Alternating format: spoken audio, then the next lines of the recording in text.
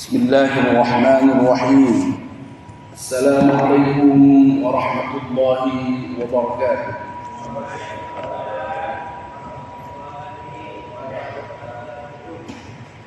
الحمد لله رب العالمين، والصلاة والسلام على أشرف الأنبياء والمرسلين نبينا محمد وعلى آله وصحبه ومن تبعهم بإحسان إلى يوم الدين.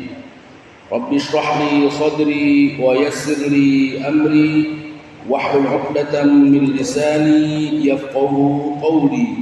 اللهم انفعنا بما علمتنا وعلمنا ما ينفعنا وارزقنا علما ينفعنا. Alhamdulillah, kita masih bisa melakukan satu kefarduan sholat subuh. Kemudian kita akan lanjutkan kembali mencari ridwan Allah, salah satunya dengan menggali satu disiplin ilmu dari ilmu-ilmu Allah Subhanahu wa taala, yaitu fiqih madhab Asy-Syafi'i dari kitab Al-Fiqhul Manhaji ala madhab Imam Asy-Syafi'i. Sebelumnya mohon maaf karena sedikit telat tadi mencari kecamatan. Lama ada seberapa jam, ternyata di bawah tumpukan buku. Baik, kita lanjutkan setelah mempelajari tentang arkan as-shalah, rukun-rukun salat. Kemudian bahasan kita adalah tentang sunanu as-shalah. Kalau arkan jamak dari ruknin atau rukun. Kemudian sunan jamak dari sunnah. Maka sunanus shalah artinya kesunahan di dalam shalah. Di dalam shalah. Sunnah sendiri pengertiannya apa? Ma yuthabu ala fi'lihi wa la yu'aqabu ala tarkihi. Kalau dikerjakan maka mendapatkan thawab, yuthab, diberikan pahala, mendapatkan pahala. Kalau ditinggalkan maka tidak mendapat iqab, la yu'aqab. Baik, gampangnya kalau yang kita hafal dulu, dikerjakan mendapat pahala, tidak dikerjakan tidak mendapat pahala, juga tidak mendapat iqab. Baik, kesunahan dalam sholat itu dalam mazhab Asy-Syafi'i terutama maka dibagi menjadi 3 macam. Yang pertama ada kesunahan qabla sholat, ada yang kesunahan adanya sebelum sholat, kemudian ada yang ketika sholat atau di dalam sholat, sisanya adalah setelah sholat, aqibas sholat atau ba'da sholat, yang kita pelajari insyaallah dari mulai qabla sholat, yang sebelum sholat. Beberapa bahasannya sudah kita bahas, kesunahan sebelum sholat, karena ada bahasan tersendiri sehingga tidak kita bahas kembali. Apa yang sebelum sholat? Al-adhanu wal iqamah. Yang pertama al-adhan, yang kedua al-iqamah. Ini sudah kita bahas. Kita tambahkan kesunahan sebelum sholat. Yang ketiga, ittikhadu sutratin amamahu, mengambil sutrah dari kata satir. Satir artinya yang menghalangi. Sutroh sesuatu yang menghalangi, amamahu, di depannya. Maksudnya menghalangi dia. Diartikan lebih lanjut, sekarang kita artikan pembatas lah begitu. Sehingga dengan pembatas tadi menghalanginya, menghalangi dia. Dengan siapa? Dengan orang lain yang akan lewat, misalkan di depannya. Batasannya sutroh tadi, sesuatu yang menghalangi tadi. Maka di luar itu, di luar sutra, boleh kemudian orang lain melewatinya. Maka bicara masalah adab ini diantaranya juga diajarkan di dalam sholat. Tidak boleh kita melewati orang yang sholat. Sampai dalam sebuah riwayat disebutkan kalau kemudian ada yang lewat di depan kita, kalau bahasanya adalah perangi atau bunuh bahasanya. Namun pengertian ulama kemudian akan kita jumpai dalam 10 salam misalkan, yaitu maknanya bukan hakikat.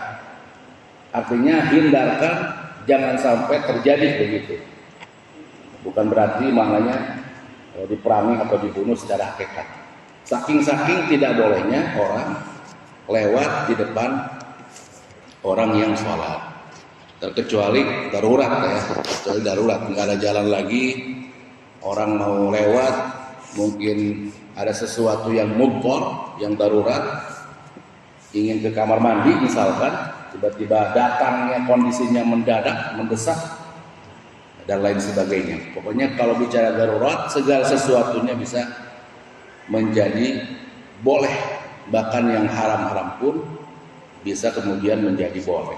Ad-daruratu tubihul mahdurat. Kaidahnya segala kedaruratan bisa membolehkan segala yang haram-haram. Apalagi bukannya haram, apalagi yang makruh, ini hukumnya makruh.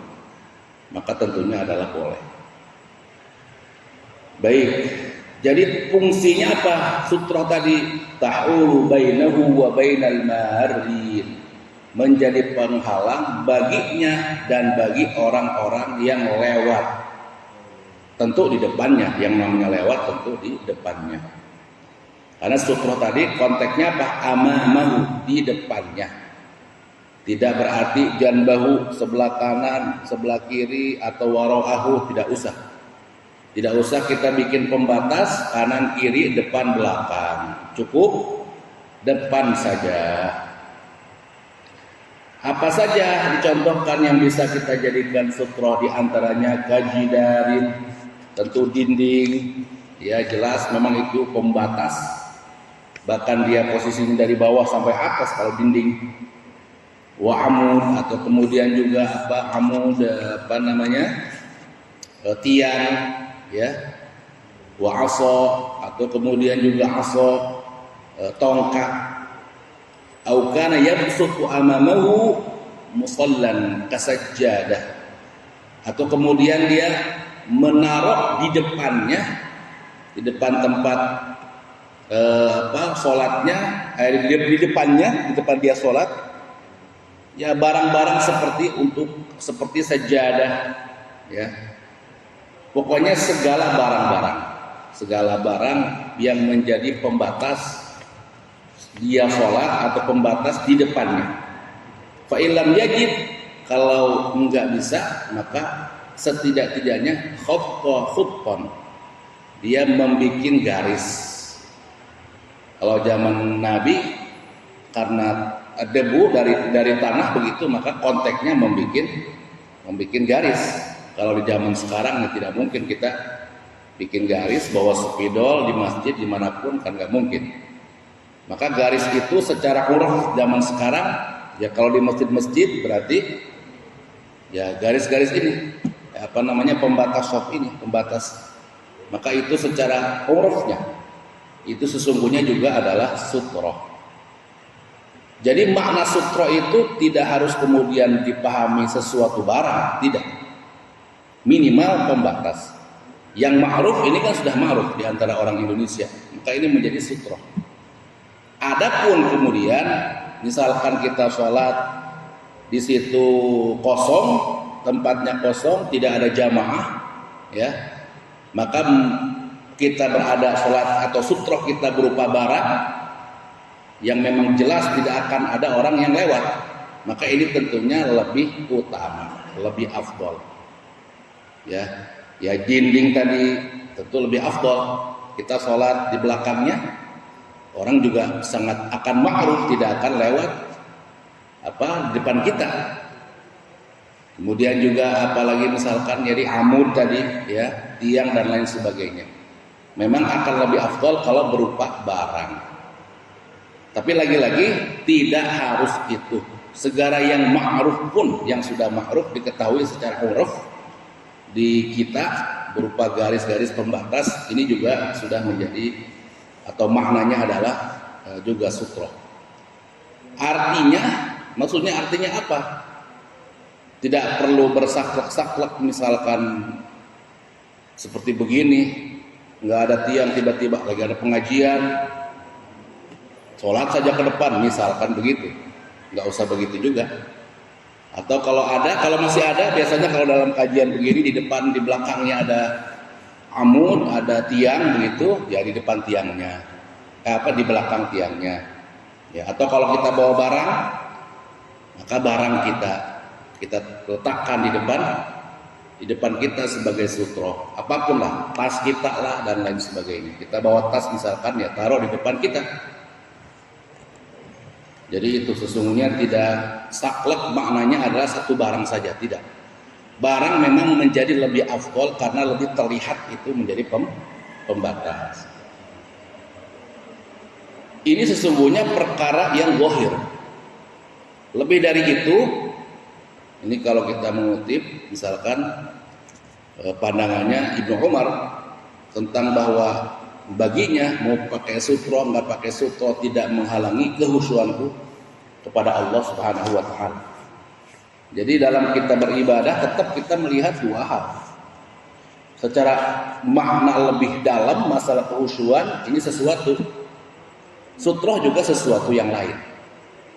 Pada beberapa kalangan seperti kita begitu ya sutro justru memang menjadi salah satu hal yang bisa menghadirkan atau lebih menjadikan kita lebih khusyuk. Sutro. Kalau nggak ada sutro, ada orang lewat 1, 2, 3 di depan kita, nggak bisa dijamin, nggak bisa menjamin untuk makom kita ya, untuk makom kita. Jadi perkataan Ibnu Umar tadi, satu sisi memang artinya adalah bahwa kita perlu menghadirkan kehusuan, betul. Untuk makom kita apalagi, untuk makom kita diantaranya untuk biar lebih khusyuk, salah satunya tadi dengan menghadirkan sutro tadi. Namun lagi-lagi memahaminya tidak saklek harus berupa barang. Selanjutnya al-muallif penyusun mengangkat sebuah riwayat dari Al-Bukhari dan Muslim bahwa Rasulullah sallallahu alaihi wasallam kana idza kharaja yaumal 'id, Nabi itu kalau keluar pada hari Id, amara bil harbah, dia meminta untuk dibawakan al-harbah. Wal harbah itu apa? Dia adalah ramhun qasir atau panah yang pendek lah. Bukan panah yang terlalu panjang, yang pendek, yang qasir. Fatudha baina yadayhi, kemudian diletakkan di depannya. Fayusalli ilaiha wan nasu wara'ah, kemudian dia salat atau Nabi Muhammad sallallahu alaihi wasallam salat menghadap ke panah tadi.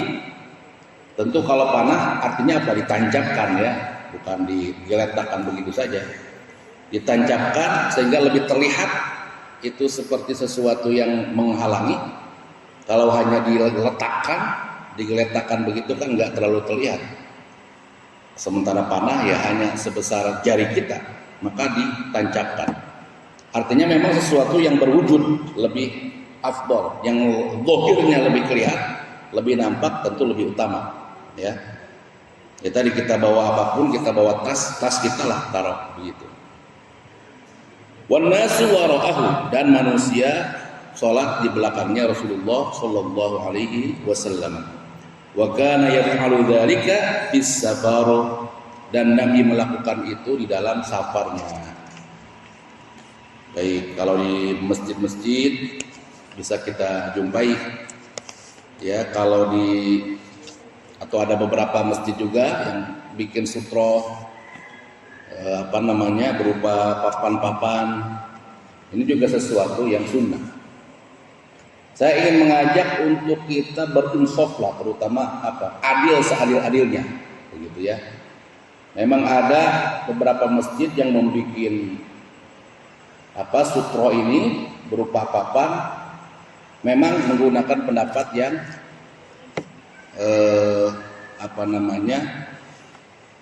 bahasa halusnya, mohon maaf kalau tidak halus ya, saklek lah begitu. dipahaminya harus berupa barang. Gitu. Sehingga memang sunnah itu sunnah. Seakan-akan yang lain nggak sunnah. Kemudian kalau pakai pandangan yang lebih meluas seperti dalam kitab ini, ya kalau nggak ada maka fa'ilam yajid. Fa'ilam yajid berarti kalau nggak ada. Artinya bagaimanapun kalau ada berupa barang, ini yang lebih afdal nih. Harus pas kita memposisikannya. Yaitu apa? Kalau ada berupa barang yang berwujud, maka itulah yang afdal dijadikan sutroh. Fa'ilam yajid, kalau nggak ada. Begitu. Di sisi lain ada juga kemudian orang menjadi alergi. Apa itu masjid? Di mana-mana. Zaman dulu juga nggak ada yang namanya bikin papan-papan, memang nggak ada. Zaman dulu juga nggak ada. Tapi juga tidak begitu juga kita cara pandangnya ke tengah, semunsif mungkin, seadil mungkin. Ya tidak antipati juga. Yang satu memang seperti seakan-akan harus berupa barang yang berwujud, yang lain pakai pandangan yang lebih meluas, garis juga menjadi sutroh. Ya itu juga betul memang. Tapi yang tengah-tengah apa? Kalau ada berupa barang itu menjadi lebih afdal. Begitu. Sehingga ini yang paling tengah dan paling adil. Baik, tadi mana? Berikutnya di antara sifat sutroh tadi, wal afdal an takuna sutratu qaribatan min mawdi'i sujudi. Sutroh itu afdalnya dekat dengan tempat sujudnya. Tadi kan disebut di depannya. Di depannya itu bagaimana? Apakah kalau ibarat kita sholat dua shaf ini, apakah kita taruh sutroh di bagian belakang, batas dua shaf misalkan, ataukah bagaimana? Jaraknya bagaimana? Maka sifatnya adalah yang pertama, di antara sifatnya qaribah, harus dekat. Sekarang dekatnya bagaimana? Hadis Nabi mengatakan, kana baina musalli Rasulillah sallallahu alaihi wasallam, musalla yakni mawdi'as sujud, wa bainal jidar mamarrus syad. Jarak antara tempat sujudnya Rasulullah dengan jidar, dengan apa tadi? Dengan dinding yang dijadikan sutroh oleh Rasulullah, berapa jaraknya? Mamarrus syad, sekedar tempat untuk dilewati oleh syah, oleh kambing. Ya. Jadi kira-kira tempat sujud. Kalau tempat sujud, anggaplah begitu, ini tempat sujud kita. Orang sujud ya kira-kira kalau pakai shop berarti ya 80% lah dari ukuran 2 ubin ini. Ya ada setengah ubin lagi lah kurang lebih. Mamar rusyad, ya, apa namanya, tempat untuk lewat syah, begitu ya.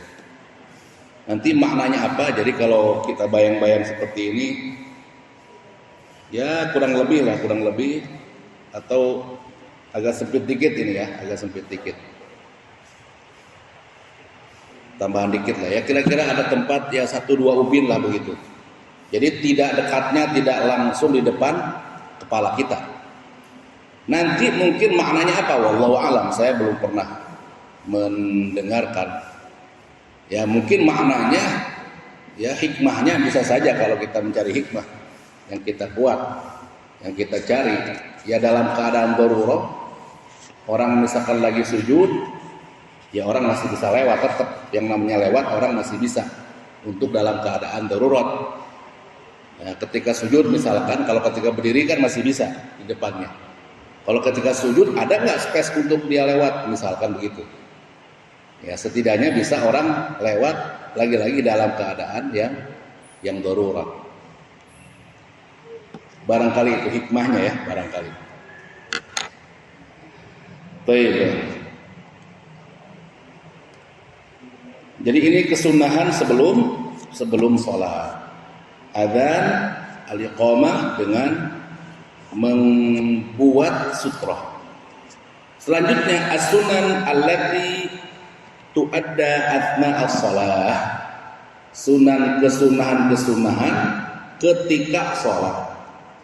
Maka ada 2 macam. Yang pertama ab'ad, yang kedua hayat. Ab'ad, yang kedua hayat. Apa itu ab'ad? Fal ab'adu kullu ma yujbaru tarkuh bi sujudi sahwi fi akhir shalah. Kalau hayat, kesunahan-kesunahan di dalam sholat yang kalau ditinggalkan maka harus diganti dengan sujudus sahwi.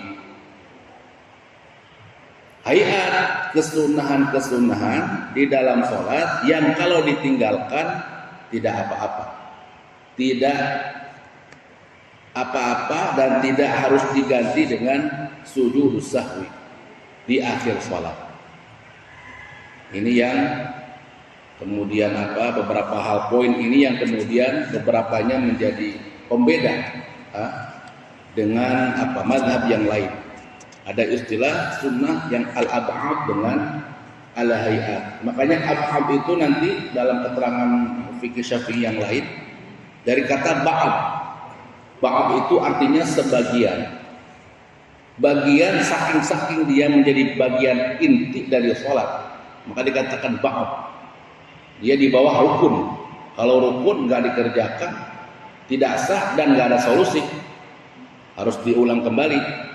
Tapi kalau ab'ad ini ba'ad dari kata ba'ad, makanya ba'ad bagian dari sholat, saking-saking dia posisinya di bawah rukun. Kalau ditinggalkan tidak sah, tapi bisa atau ada solusinya, yaitu apa? Sujudus sahwi. Masih ada solusinya. Andai kita kemudian di akhir atau sebelum salam kita ingat, kita sujud sahwi. Nah kalau rukun nggak bisa, diulang lagi sholatnya. Apa saja yang al-ab'ad? Kita masuk ke al-ab'ad dulu. Yang pertama adalah at-tasyahud al-awwal. Membaca tasyahud awal. Pembahasan tasyahudnya sudah kita bahas, ya. Bacaan tasyahudnya sudah kita bahas. Nah kemudian kalau kita meninggalkan tasyahud awal, ya, tasyahud awal itu bacaannya sampai mana? Sampai Allahumma sholli ala Muhammad. Dari mulai at-tahiyyatul mubarakatus kita juga sudah sampaikan beberapa riwayat. Ada juga yang at-tahiyyatulillah dulu, as-salawat wa thayyibat, boleh, dua-duanya boleh. Nah, sampai Allahumma sholli ala Muhammadin. Dalam tasyahud yang ke pertama ini, yaitu dalam rakaat yang kedua, kalau kita lupa maka kemudian bisa kita ganti dengan sujudus sahwi, sujud karena lupa. Dalam sebuah riwayat Bukhari, anna Rasulullah sallallahu alaihi wasallam qama fi salati dhuhri wa alaihi julusun falamma atamma salatahu sajada sajadatain. Nabi Muhammad diceritakan dalam riwayatnya lupa tidak baca tasyahud awal dalam sholat apa? Dalam sholat zuhur. Kemudian apa? Melakukan sujud sahwi, sajadatain, yaitu apa? 2 kali. Kapan? Sebelum salam. Nanti memang ada beberapa kondisi.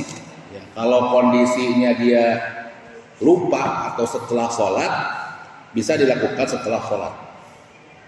Nah kalau kondisinya orang kan lupa itu bisa lupa agak lama, bisa lupa sangat dekat, masih dalam sholatnya begitu, maka semuanya dilakukan sebelum salam. Ada pandangan-pandangan yang lain, ya, yang mengatakan setelah salam, hatta lupanya dalam sholat, pandangan lain. Namun dalam mazhab Syafi'i semuanya sebelum salam. Bagaimana menyikapi dalil-dalil yang setelah salam? Maka di madhab yang digunakan dalam madhab metode yang digunakan dalam madhab Syafi'i adalah an-nasakh.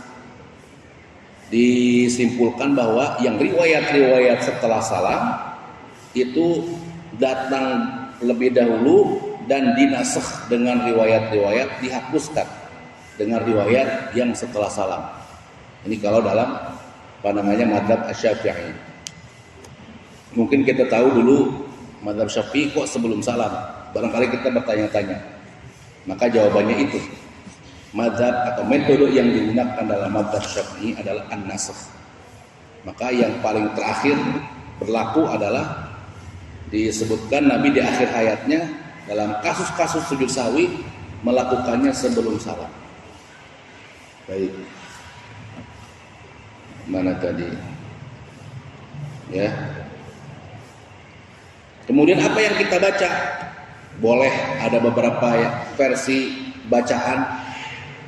Ya, ada yang kalau nggak hafal boleh subhana rabbiyal a'la atau subhana rabbiyal a'la wa bihamdi. Ada juga kemudian bacaan yang lain, terutama kalau dalam mazhab Syafi'i diajarkan bacaan yang lain. Apa? Subhana man la yanamu wa la yasfu. Subhana man la yanamu, Maha suci zat yang tidak tidur, wa la yasfu, dan tidak lupa. Ya. Boleh itu mau subhana rabbiyal azim juga boleh. Dalam mazhab Asy-Syafi'i juga tidak mengharuskan subhana man la yanamu wa la yasfu, tidak. Subhana rabbiyal a'la juga boleh. Jadi bukan hal yang dipertentangkan lebih dalam. Selanjutnya termasuk juga al-ab'ad setelah at-tasyahhud al-awwal adalah as-salatu 'alan nabi aqiba at-tasyahhud al-awwal. Membaca sholawat kepada Nabi yang redaksinya kita sudah sampaikan. Redaksi yang masyhurnya adalah disebut dengan as-sholawat al-ibrahimiyah, ya, membaca sholawat ibrahimiyah. Nah ini juga dalam tasyahud awal, lagi-lagi dalam tasyahud al-awwal. Hukumnya adalah sunnahnya adalah ab'ad. Kalau yang sebelumnya kita bahaskan dalam rukun, ya. Yang rukun itu dalam at-tasyahud al-akhir, yang rukun. Membaca tasyahudnya atau membaca sholawatnya di dalam rakaat yang terakhir. Maka redaksinya sudah kita bahas, ya. Redaksinya sama. Baik, hanya bedanya kalau dalam rukun atau dalam rakaat yang terakhir dia rukun. Kalau dalam rakaat yang kedua dia adalah sunnah ab'ad. Berikutnya al-julusu li at-tasyahhud al-awwal. Selain bacaannya tadi, tasyahudnya bacaannya. Sholawatnya atau bacaan sholawatnya, juga duduknya. Dan memang yang namanya orang lupa biasanya sepaket. Biasanya tasyahud awal ini lupanya sepaket. Ya, lupa duduknya, otomatis juga nggak baca tasyahudnya, juga nggak baca sholawatnya. Bisa nggak ada orang yang duduk tapi ya mungkin aja ada orang yang duduk, ya, tapi nggak baca. Tapi walaupun kemudian kalau kita berandai-andai ya rasa-rasanya juga nggak ada begitu, ya. Rata-rata orang kalau memang sepaket. Ya memang dia meninggalkan tasyahud awal, maka dia meninggalkan duduknya, meninggalkan bacaannya, kemudian juga berupa tasyahud juga salawat. Baik, apalagi as-salatu ala alin nabi ba'da tasyahud al-akhir alladhi huwa ruknun. Nah, membaca salawat kepada keluarga Nabi dalam tasyahud yang terakhir, yang mana rukun. Artinya tasyahud yang terakhir kan rukun. Ya, Allahumma shalli ala Muhammad wa ala ali Muhammad. Makanya kalau dalam rakaat yang kedua kita sampai Allahumma shalli ala Muhammad saja. Dalam rakaat yang terakhir, tasyahud yang terakhir pun Allahumma shalli ala Muhammad, rukunnya kalau rukunnya. Tambahannya maka dia ab'ad, ya. Kalau kita berandai lagi-lagi dengan keadaan kita, biasanya yang namanya orang melakukan tasyahud imma di awal imma di akhir. Kalau dia duduk otomatis dia akan membaca tasyahudnya, juga dia akan membaca sholawatnya. Di rakaat terakhir, kalau dia rakaat terakhir, dan ini hampir rata-rata orang barangkali kalau rakaat terakhir tidak lupa, ya. Kalau terakhir biasanya kan yang kedua. yang awal.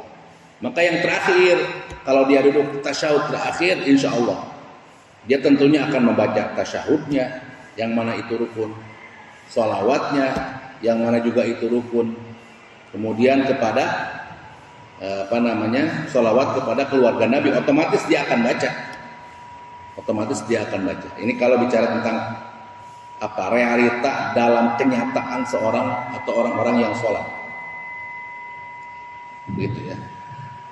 Nah, yang kelima berikutnya apa? Al-qunutu 'inda al-i'tidal fi ar-rak'ah ats-tsaniyah min shalatil fajr, ya. Qunut dalam sholat fajar, dalam sholat subuh, setelah i'tidal dalam rakaat yang kedua. Qunut dalam mazhab Syafi'i sendiri atau secara umum kita ada mengenal qunut atau macam-macam qunut, ya. Ada nazilah, ada kemudian qunut witir, ya, yang kalau dalam mazhab Syafi'i itu setengah terakhir, setengah kedua dalam Ramadan. Nah, juga ada qunut subuh. Nah, dalam mazhab Syafi'i qunut subuh ini dia sunnah, bahkan dia ab'ad, di atas sunnah-sunnah yang lain, yang mana kalau ditinggalkan maka harus diganti dengan sujudus sahwi, harus sujud sahwi 2 rakaat, 2 kali. Kita pernah juga sampaikan di antara sebab perbedaannya apa? Perbedaan dalam memberikan derajat hadis. Nabi qunut nazilah mendoakan para para syuhada, bahkan ada tambahan laknat kepada yang telah membunuhnya. Kemudian Allah tegurlah begitu sehingga Nabi berhenti. Nah, qunut nazilahnya dilakukan dalam 5 waktu sholat. Nah, riwayat yang lain tentang subuhnya, wa amma subhi falam yazal yaqnut hatta farqat dunya. Adapun dalam subuh tetap dilanjutin sampai meninggalkan dunia, sampai mufarqah, sampai wafat. Nah, tambahan tentang subuh ini kemudian diperdebatkan dan dianggap atau disahihkan dalam mazhab Syafi'i. Kalau mazhab Hambali melemahkan riwayat ini. Baik. Kemudian sifatnya itu bagaimana? Qunut dalam mazhab Syafi'i yang pertama dia adanya setelah ruku. Jadi ada yang sebelum ruku. Yang sebelum ruku apa? Mazhab Maliki. Syafi'i setelah ruku. Berupa apa? Berupa lafaz-lafaz. Ya. Wa tu'adda sunnatul qunut bi ayyidniyal musalli 'ala Allah ta'ala wa yad'uhu bi ayyi lafdhin sya'a, dengan lafaz apapun. Jadi lafaznya banyak, dengan lafaz apapun.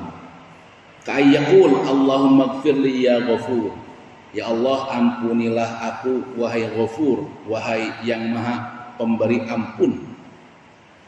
Ini yang kemudian barangkali harus orang yang mengetahui mazhab atau bertamasuk dengan mazhab Syafi'i perlu juga memahami qunut secara lebih komprehensif. Yang disebut qunut itu pertama sifatnya setelah ruku, kemudian bi ayyi lafdhin sya'a, dengan lafaz apapun. Lalu yang biasa dibaca itu Allahumma hdina fiman hadait, atau kalau sendiri Allahumma hdini, ya, kalau menjadi imam Allahumma hdina, ni sendiri, nah bersama-sama, yang mana nanti kalau dibagi doa itu ada 2 macam. Yang pertama, bagian pertama namanya as-sana. As-sana itu artinya pujian, memuji. Bagian keduanya namanya kebalik. Yang pertama adalah ad-du'a, yang kedua as-sana. Yang bagian pertamanya itu doa, yang bagian keduanya adalah pujian.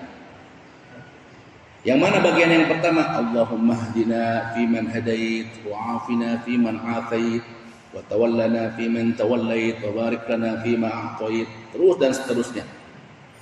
Ya Allah, berikanlah aku atau kami hidayah sebagaimana telah Engkau berikan hidayah kepada orang-orang, yaitu orang-orang yang telah Engkau berikan hidayah.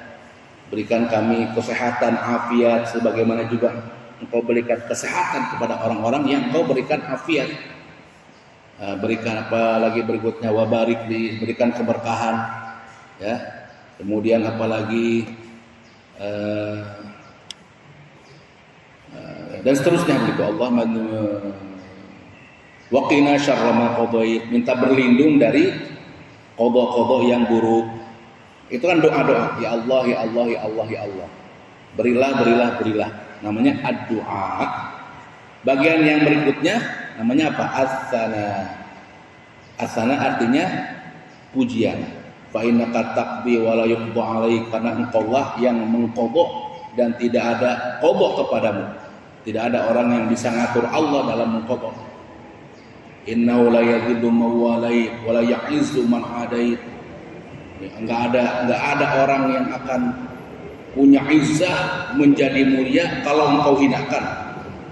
Allah hinakan, hina. Enggak akan orang bikin menjadi mulia kalau dengan kehendak Allah hina. Dan seterusnya. Ini kan pujian kepada Allah. Makanya kalau kita beramin itu di mana aminnya? Di bagian yang pertama. Ya, di bagian yang pertama doa, ya Allah, ya Allah, amin, amin, amin. Kalau bagian yang kedua itu bukan doa. Sesungguhnya Engkau memberikan qadha dan tidak bisa diberikan qadha. Amin. Itu bukan doa. Makanya kemudian dalam mazhab Syafi'i sendiri, nanti dalam referensi yang lain tentunya akan kita jumpai yang dibaca jahar itu adalah apa? Bagian doanya agar diaminkan. Bagian yang kedua ya masing-masing baca. Karena itu adalah pujian as-sana. Atau kalau imamnya yang baca pujian, ya nggak apa-apa juga. Tapi tidak perlu amin juga, ya. Aminnya cukup di bagian yang pertama. Kalau di masyarakat kan semuanya diaminkan, sampai akhir juga diaminkan, ya. Kalau di kampung malah menggunakan pandangan yang tadi, yang jaharnya doanya saja, bagian yang bawahnya pada hafal. Saya ingat dulu kalau di masjid kami kadang-kadang saya baca, awal-awal saya 2009 ke masjid kami ke sana sebagai imam. Dulu kami imam, diutus oleh ada guru kami di Libya. Kamu imam di sana? Siap Ustaz. Ya saya kalau baca kunutnya sebagaimana pandangan dalam mazhab Syafi'i tadi, doanya saya kencengin, sananya, pujiannya enggak saya kencengin. Dikencengkan boleh nggak? Ya boleh juga. Ternyata yang namanya di perumahan ya beda dengan saya di kampung. Kalau di kampung saya nggak baca doa, sananya nggak saya baca, pasti namanya orang kampung hafal yang namanya kunut subuh. Kemudian ada jamaah, Ustaz itunya kok nggak dibaca? Saya nggak hafal, nerusinnya gitu kan. Ya udah saya baca. Maka semua dibaca. Jadi boleh-boleh saja dibaca. Tapi harusnya tidak diaminkan. Nah ini berarti riwayat, yaitu riwayat Hasan, nanti riwayat Imam Hasan. Memang ini diakui juga kata Imam Tirmidzi, kata Imam Tirmidzi ini adalah sebaik-baiknya riwayat di dalam qunut subuh. Namun lagi-lagi kalau kita kembali, kalau ini nggak bisa, boleh nggak? Boleh, gitu. Dengan lafaz apapun, intinya kita minta doa. Contoh disebutkan di sini dalam kitab ini, dalam kitab Kasyifatus saja mirip dia juga diajarkan begini. Rabb Allahumma gfirli ya ghafur. Nah, maksudnya apa sebetulnya? Allah kalau kita tahu yang panjang atau yang pendek, dalam prakteknya nanti bisa kemudian kita lebih fleksibel. Ya, misalkan dalam kondisi tertentu atau misalkan ketika kita menjadi makmum, ya, di depan di belakang imam yang tidak membaca qunut. Ada banyak pandangan ya. Pandangan yang satu pandangan ya ikutin aja imam, nggak apa-apa, ikutin. Ini melihat kepada dalilnya apa? Dalilnya saling tasamuhnya imam ketika berziarah kepada imam yang lain. Imam Syafi'i ketika berziarah kepada tempatnya Imam Abu Hanifah, murid-muridnya Imam Abu Hanifah yang meninggalkan kunut. Pun sebaliknya, kalau kita kemana, di situ bahkan ada apa yang digunakan, amaliyah yang digunakan di tempat itu, ya kita ikutin. Tidak usah maksakan untuk kunut, begitu. Pakai pandangan yang lain, ingin tetap agar hak kunut kita dibaca, silahkan juga, karena itu kesunahan. Nah kalau pakai pandangan itu, misalkan, bagaimana? Ya tidak usah pakai yang panjang. Atau yang panjang boleh nggak? Cuman kita baca Allahumma hdini fiman hadait, boleh. Jadi riwayat ini riwayat maknanya afdoliyah, yang paling afdol. Kata Imam Tirmidzi, ini redaksi yang paling afdol udah. Bukan berarti yang lain tidak boleh, bukan berarti begitu. Maka kalau bisa tadi ya udah Allahumma gfirli ya ghafur. Ya. Allahumma hdini fiman hadait sepotong, Rabbana atina fid dunya hasanah juga boleh. Atau kalau saya pribadi, ya saya suka praktekkan yang potong yang singkat ini, Allahumma gfirli ya ghafur. Ya. Untuk diri kitanya pengen tetap bertamasuk dengan mazhab Syafi'i, misalkan pengen tetap kayaknya kalau enggak kunut kayaknya merasa belum seret, misalkan ya tidak usah maksain doa yang panjang, apalagi angkat tangan begitu nanti menimbulkan fitnah. Ya damai-damai saja. Atau kita bangun misalkan kesiangan, ya bangun kesiangan, tetap dalam hukumnya kan kita tetap namanya mengqadha, tetap sholat, bangun. Itu sholatnya sholat subuh dalam mazhab Syafi'i ada kunutnya. Nah tak usah kemudian, ya kalau sendiri di kamar barangkali tidak apa-apa.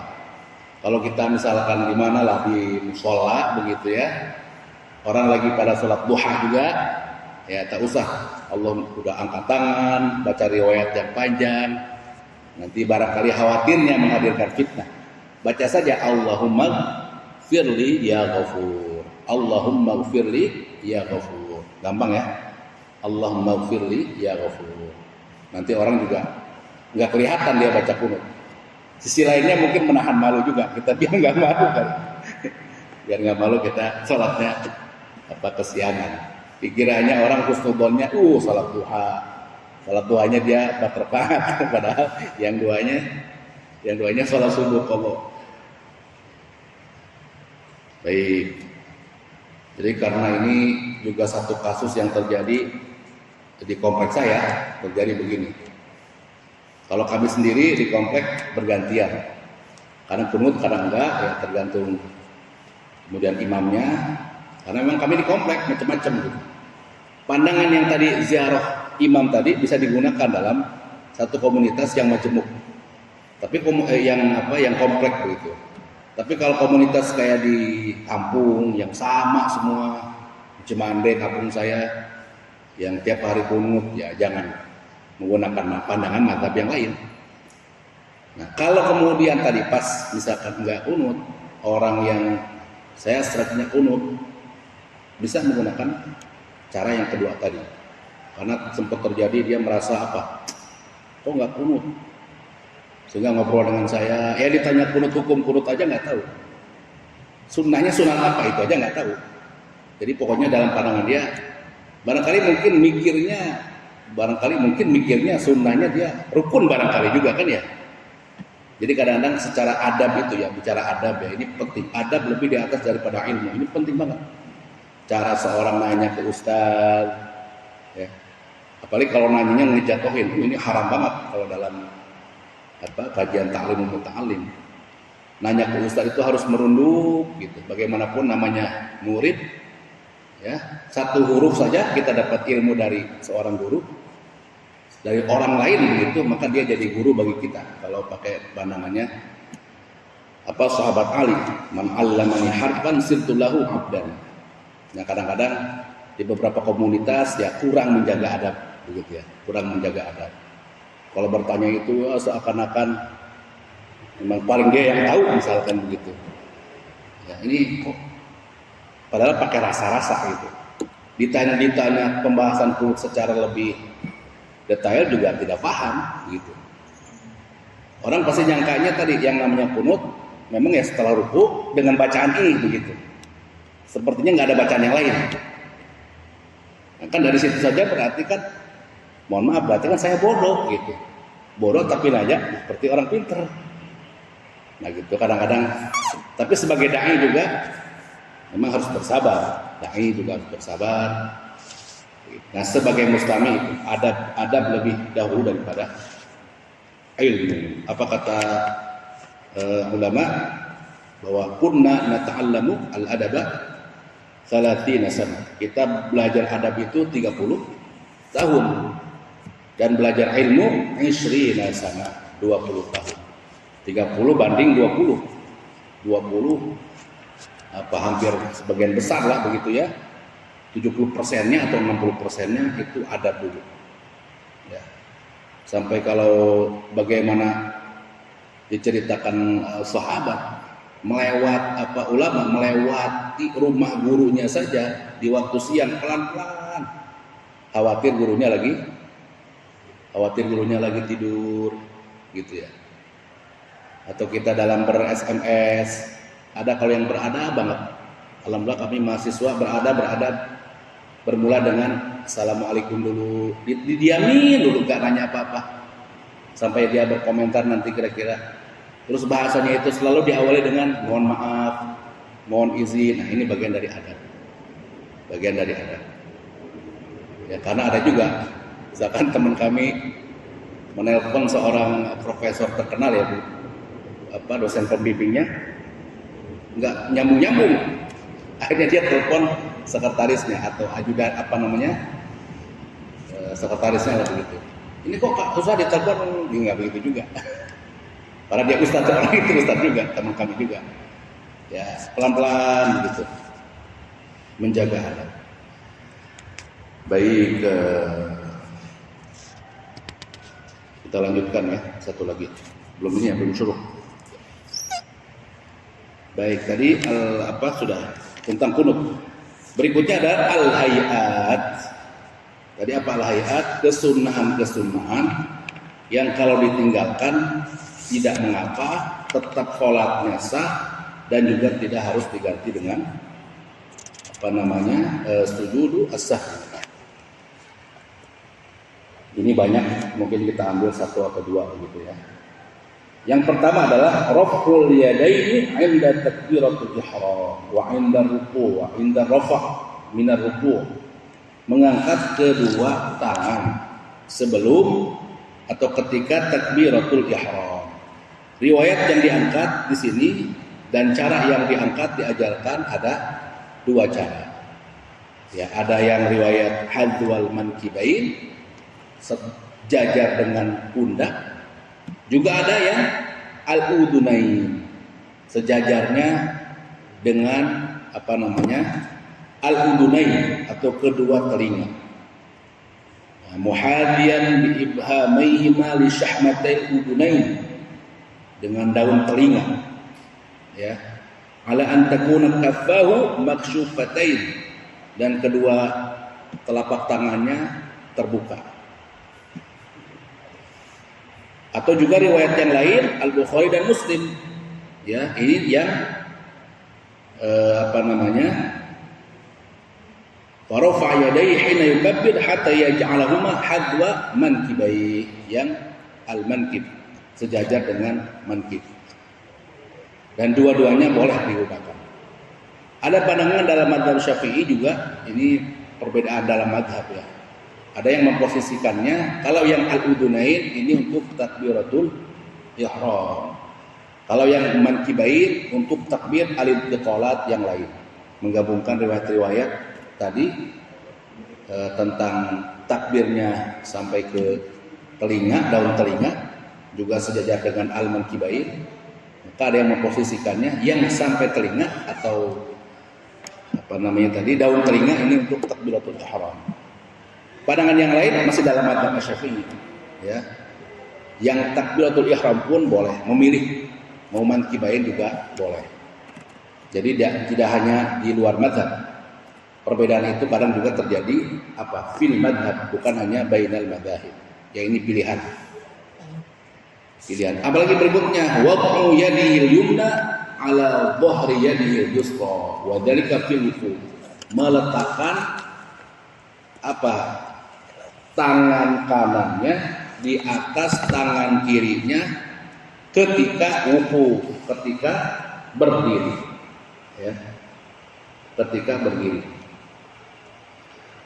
Dan meletakkannya ayyadha yadahu yumna 'ala dhahri kaffihi wa rusghihi al-yusra wa yaqbid 'ala al-yusra bi asabi yadihi al-yumna wa yakunu mahallu dzalika tahta sadrihi wa fawqa.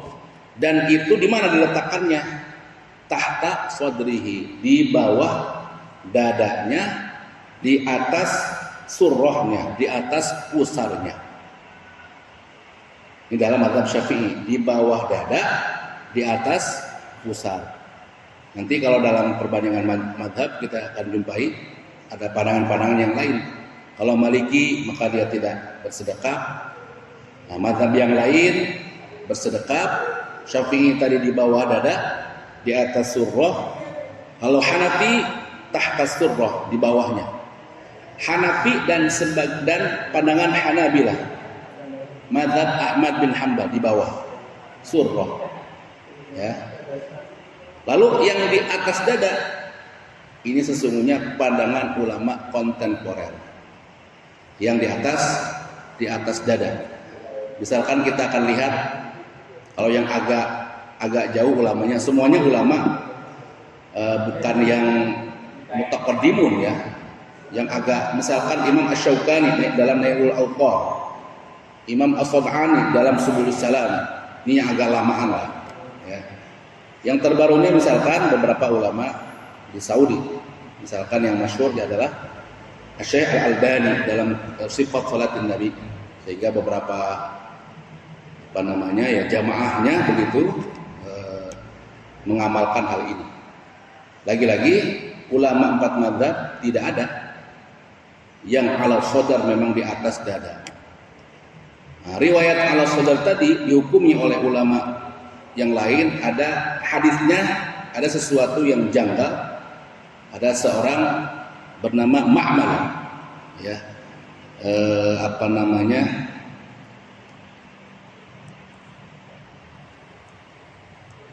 hadisnya itu ada Mu'ammal, ada seseorang riwayatnya bernama Mu'ammal yang kalau dalam pandangan 4 mazhab dikritisi.